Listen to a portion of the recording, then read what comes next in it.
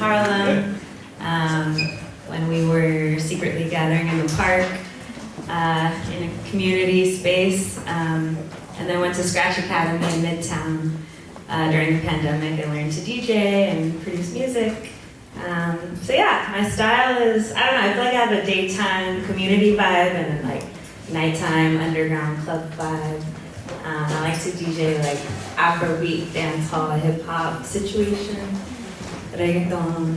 I have a very like Caribbean, Latin, and African American background. And then I love like to turn up. I love that you mentioned you're in the techno scene. Me and Ziwu just DJ'd a techno party, but we're more in like Afro house, Latin house, and like classic house vibe. So we love to turn up, and we love to like do a daytime kind of situation. I mean daytime or night, but I think of like the community vibe and then the like club scene. Those are the two spaces that we like to DJ. Type shit. Real quick, what's your Instagrams? Y'all gonna say it multiple times throughout the night, and y'all gonna follow them by the time this panelist is done. So real quick, plug me your Instagram, we're gonna get right into it. Or any social media, whatever. Yeah. You can follow me at get.jazzywoo. I get jazzy. And our joint account is ZE Woo with like 8 O's.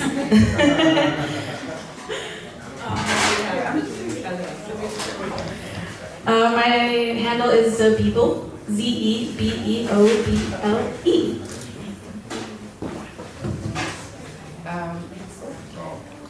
My Instagram is Kiara_Alba_XO, so KIARAALBA_XO.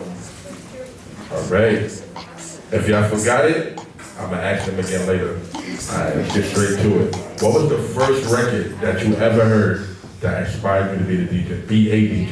The first edit? This first, no, record. I mean, if it's an edit, a record, what made you decide, this song makes me want to DJ? You don't have to go first, anybody. So you guys know that song, California Dreamin'? There's like all the leaves on all the leaves. So there's a remix of it by Jean-Claude Gavry. And the first time I heard that song, I was like, I really want to DJ this song. And that was actually one of the first songs I ever like downloaded and then played on a DJ deck. Because it's so good. It has like these Latin drums coming in at the end, which you don't even expect, and it just goes in all these different directions. And that one was probably the first one. Good one. I think I was like digging through Afro House on Spotify, honestly, and I found Eli Fola, who DJs around here, and Osunlade. They're like kind of part of the underground, like New York house scene.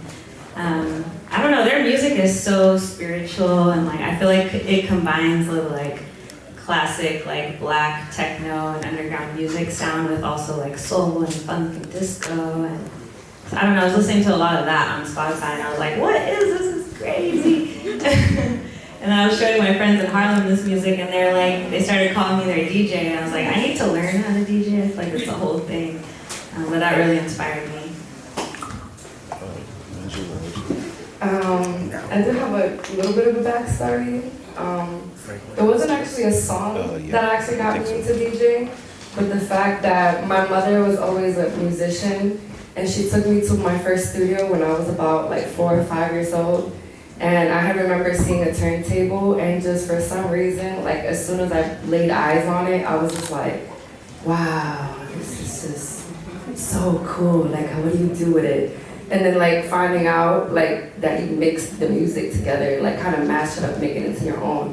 So it was just kind of like, I already in my head used to do that. Like I would sit there and hear music and just kind of like be like, this kind of sounds like this, and just start singing over it. And like already had that DJ kind of mentality, I guess. So then I had like an uncle who was a DJ who was like, you're really good like at mashing music up, you need to get into it. Eventually like practice a little bit on like some vinyl.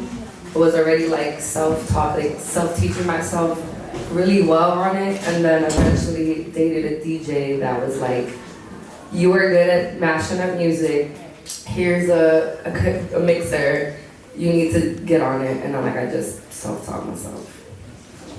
That's fire. I self-taught myself too, I ain't gonna lie. Can you describe your creative process when selecting your tracks for a set, and how do you balance personal taste with audience expectations? That's a good question. That's it, you know what I'm saying? So with like Serato and like Rekordbox, you can connect SoundCloud to it. So like basically I would just be on the train and like listening to whatever and like everything like that I like. And then from there just kind of sit down and like be like, let's see how we're gonna match these up. Like however, like I'd just be kind of experimenting. Most of the time I go and just freestyle and not knowing what to expect. And I just like to do that because like for me, techno in all aspects is just fun and like interesting. And the music is very stimulating to me. So I'm just gonna go in like and just be like, boom, I'm in the mood, let's just make something different. I think for me, I'm usually thinking about the vibe of the party, like what's the space we're gonna be in, is it daytime, is it nighttime, and like what are the people there, what do I think they probably listen to? Sometimes people will give you a little tip, like we're looking for Afrobeat.